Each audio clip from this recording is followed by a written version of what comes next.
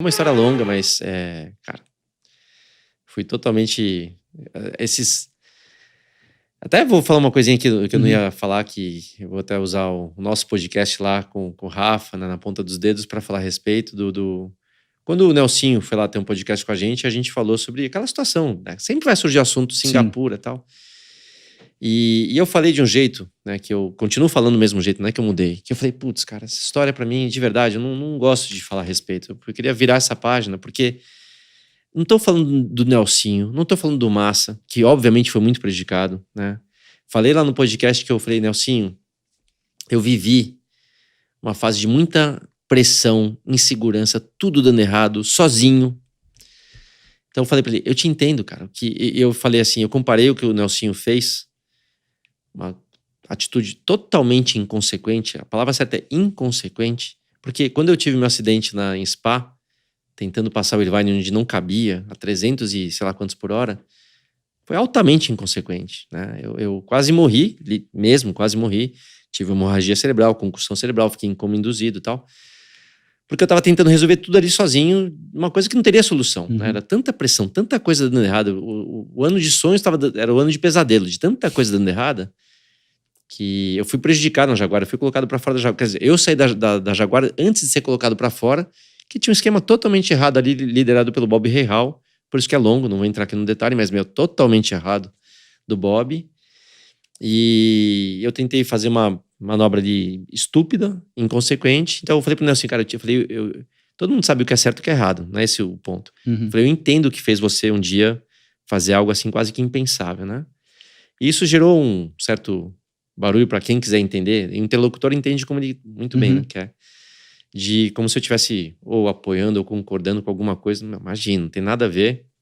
E quando eu falo que eu não gosto nem de entrar no assunto, eu falo, eu tenho também meus cadáveres da Fórmula 1, que eu prefiro deixar ali enterrado, não quero mais, né, tirar fora, fazer a biópsia de novo, cara.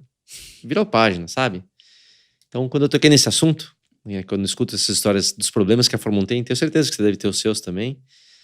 E é um assunto que, né, fica pro passado, entendeu? Então, não sei se eu me expliquei aqui o que veio na cabeça, só porque quando eu lembro motivo de Jaguar, de Prost, de acidente, cara, a história é ruim. Mas sou muito feliz de ter vivido a chance de o cara da arquibancada que chegou na Fórmula 1, que guiou uma Ferrari, cara, tudo certo. Mas tem coisas do passado que são ruins mesmo. Só uma curiosidade, essa semana, dia 10, aniversário do Ed Irvine. Eu sei, eu sempre falo com ele. Até hoje, faz tempo que eu não vejo o Ed, fez, sei lá, 5 anos. Mas sempre troco mensagem com ele, então... Inclusive, como o mundo é pequeno, né? A gente começou a tocar um pouco no assunto da Prost. Quando o Alain tava enfim, mal das pernas, como businessman. Muito mal das pernas. Então, eu tive um contato com... Eu não vou entrar em detalhes quem era, mas eu tive um contato com uma pessoa lá nos Estados Unidos que me ligou e falou... E aí, vamos comprar a Prost?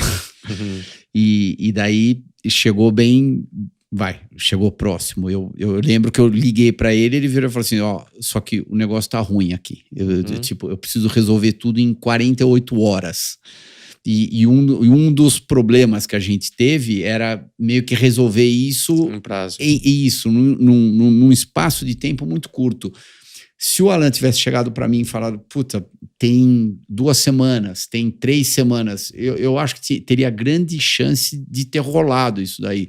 Só que ele falou, eu tô mal, vão começar a pegar todas as coisas aqui dentro da equipe, o negócio tem que ser resolvido em 48 horas. É isso que eu tenho. Se passar de 48 horas, nem adianta a gente continuar falando.